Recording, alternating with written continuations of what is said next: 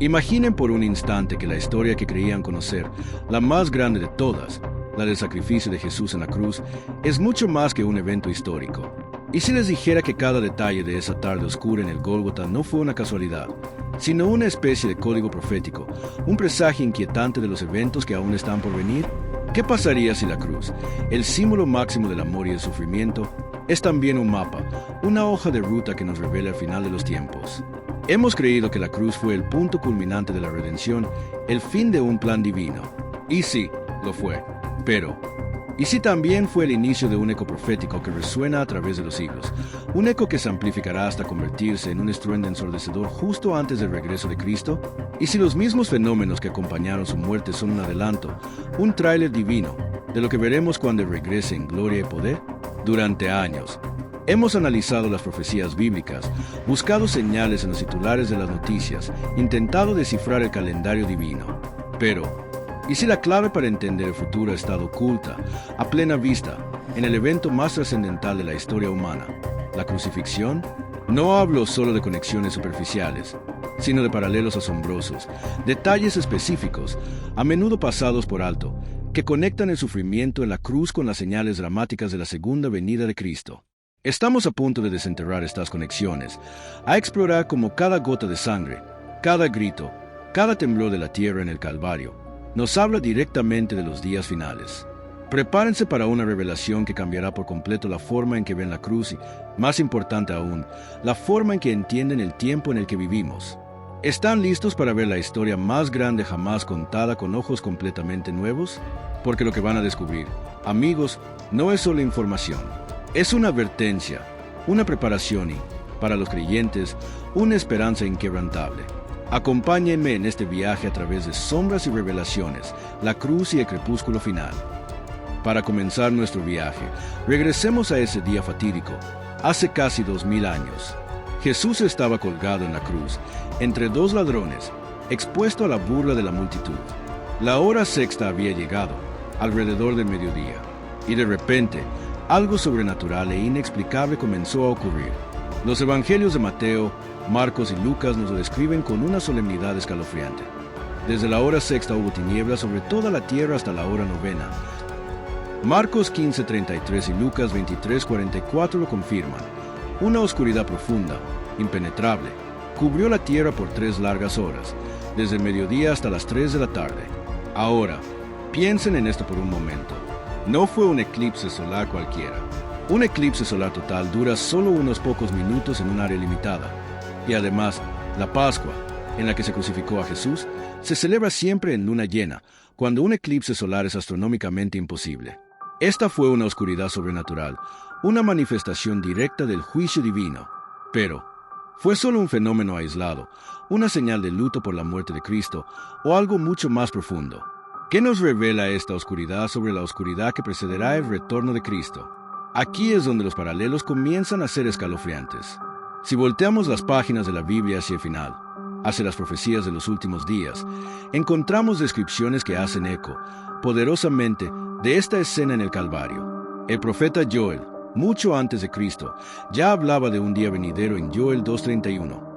El sol se convertirá en tinieblas, y la luna en sangre, antes que venga el día grande y espantoso de Jehová.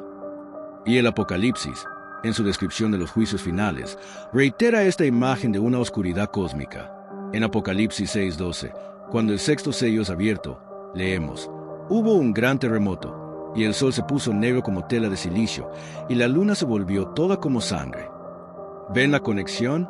La oscuridad en la cruz no fue simplemente un evento aislado. Fue una sombra proyectada desde el futuro, una vista previa de la oscuridad que envolverá la tierra en los últimos días. Espiritualmente, esta oscuridad representa más que la ausencia de luz física, es la retirada de la presencia divina de un mundo que ha rechazado a su Salvador.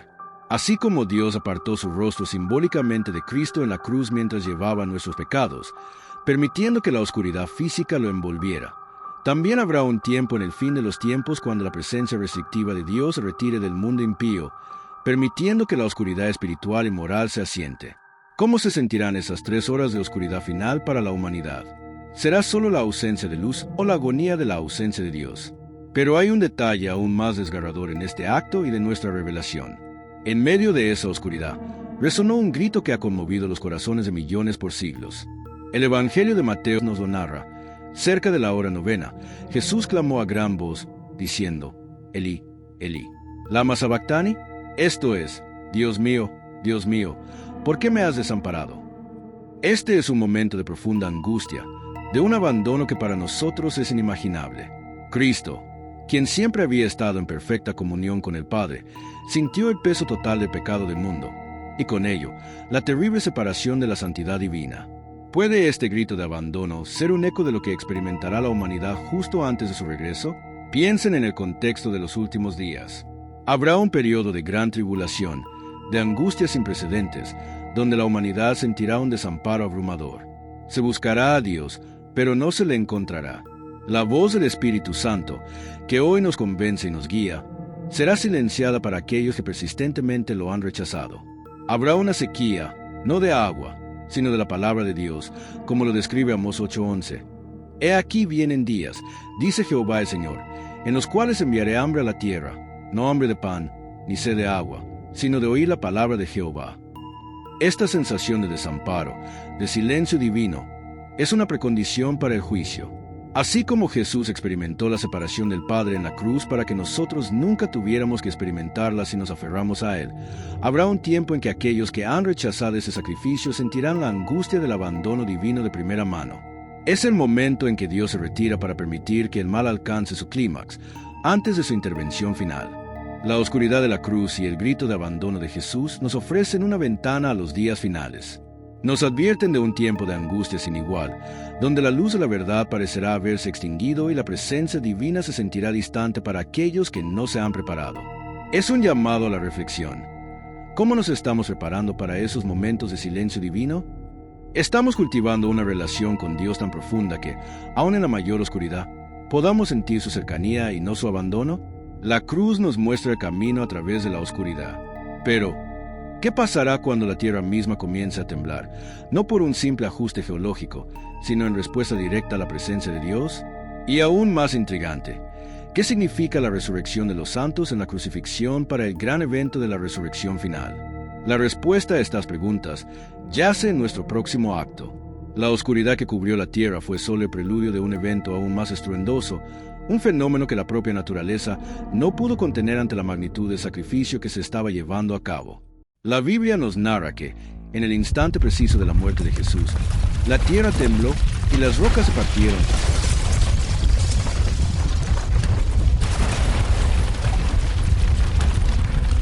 Los soldados romanos, los sacerdotes, un terremoto, pero ¿fue solo un suceso geológico aleatorio en un día trágico, o una señal con un propósito divino y futuro, una resonancia profética que se extiende hasta nuestros días? ¿Es este terremoto un presagio de los grandes cataclismos finales que nos describe el Apocalipsis? Volvamos nuestra mirada a las profecías de los últimos tiempos. Jesús mismo, en el Monte de los Olivos, cuando sus discípulos le preguntaron sobre las señales de su venida y del fin del siglo, incluyó los terremotos en su lista.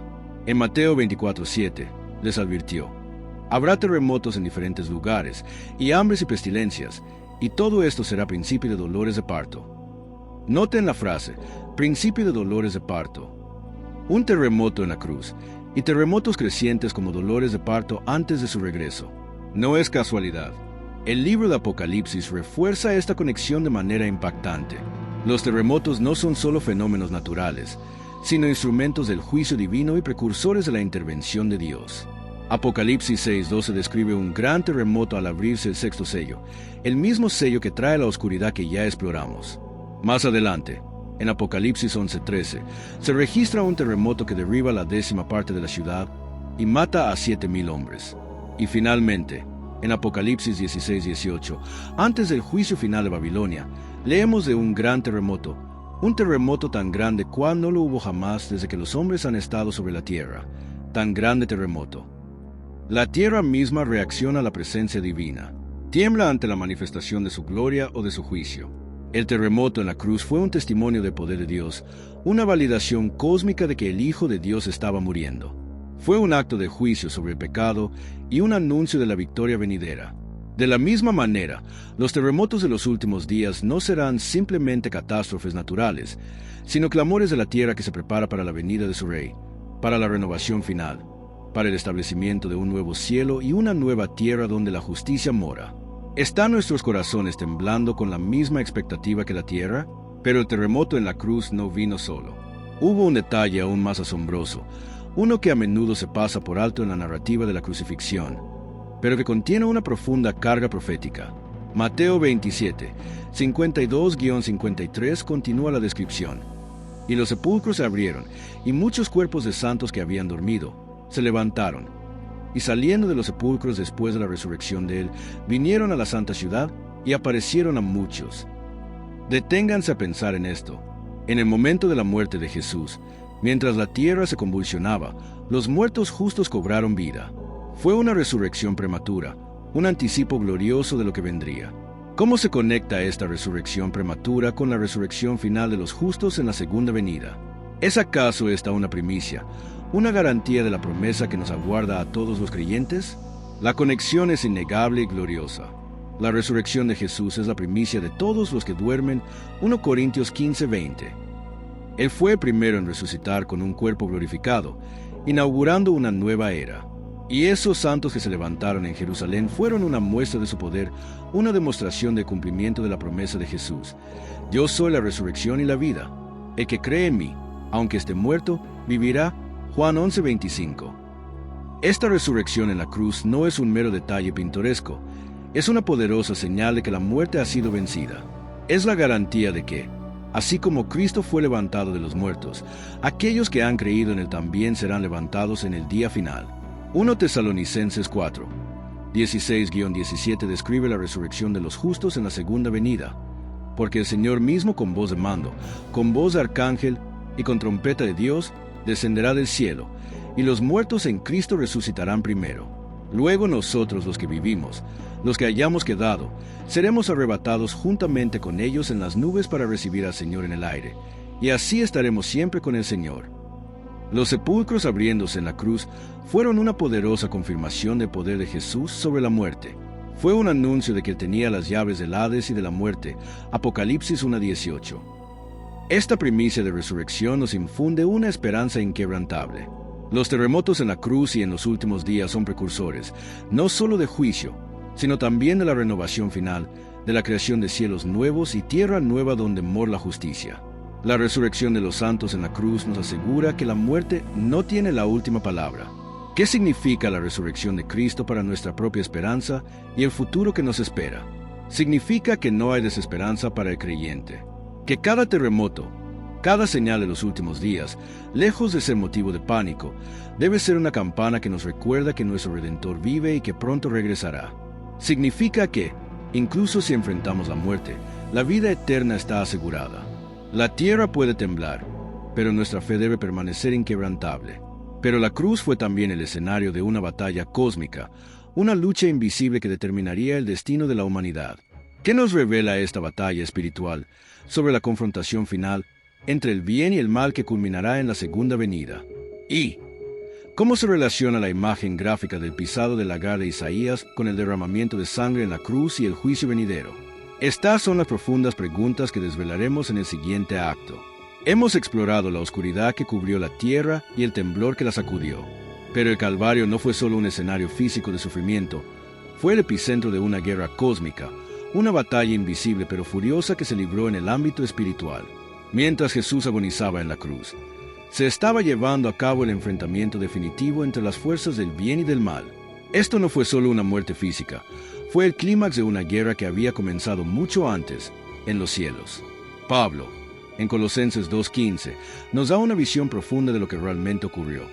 Y despojando a los principados y a las potestades, los exhibió públicamente, triunfando sobre ellos en la cruz.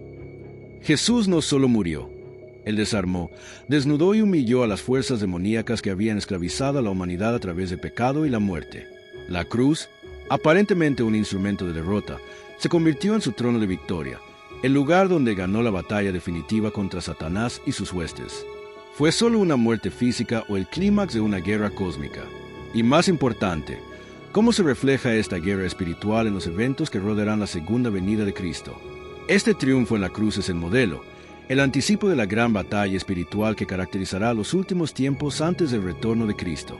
Apocalipsis 12, 7-9 nos describe esta guerra en el cielo, donde Miguel y sus ángeles luchan contra el dragón y sus ángeles. Aunque esta batalla tiene lugar antes de los eventos finales de la tierra, simboliza la continua confrontación entre el bien y el mal y la derrota final de Satanás. Efesios 6:12 nos recuerda que nuestra lucha no es contra sangre y carne, sino contra principados, contra potestades, contra los gobernadores de las tinieblas de este siglo, contra huestes espirituales de maldad en las regiones celestes. La crucifixión fue la victoria decisiva en esa guerra, garantizando el resultado final de la batalla espiritual en los últimos días. Lo que empezó en el Calvario, con la derrota de las tinieblas, terminará con su aniquilación total. Ahora, consideremos una imagen poderosa y a menudo inquietante de las escrituras proféticas, el pisado del lagar. Isaías 63, 2-3 nos presenta una figura misteriosa, con vestiduras teñidas de rojo, a quien se le pregunta: ¿por qué es roja tu vestidura, y tus ropas como de los que han pisado en el lagar? He pisado yo solo el lagar, y de los pueblos nadie hubo conmigo. Los pisé con mi ira, y los hollé con mi furor, y su sangre salpicó mis vestidos, y manché todas mis ropas. Esta imagen, a primera vista, parece hablar puramente de juicio. Un juicio devastador donde la sangre de los enemigos de Dios es pisada como uvas en un lagar. Pero, ¿cómo se conecta esta imagen gráfica de juicio con la crucifixión y la segunda venida de Cristo? ¿Quién pisa el lagar en la cruz? Aquí está la revelación profunda. La cruz es, en sí misma, un lagar donde Jesús, el Hijo de Dios, fue pisado. Pero no fue pisado por la ira de Dios sobre sus enemigos, fue pisado por nuestros pecados. Fue pisado para derramar su propia sangre, no la de sus enemigos, sino la de su amor sacrificial.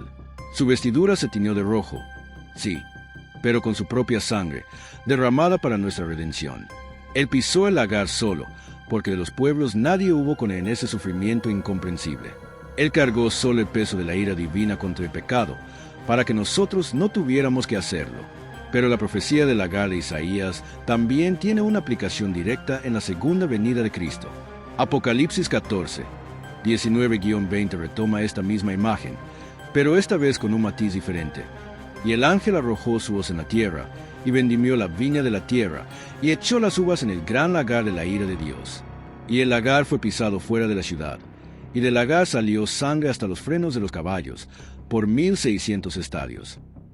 Aquí, el lagar no es pisado por Cristo para su propio sacrificio, sino por Cristo como el juez justo que viene a ejecutar la ira de Dios sobre aquellos que persistentemente lo han rechazado.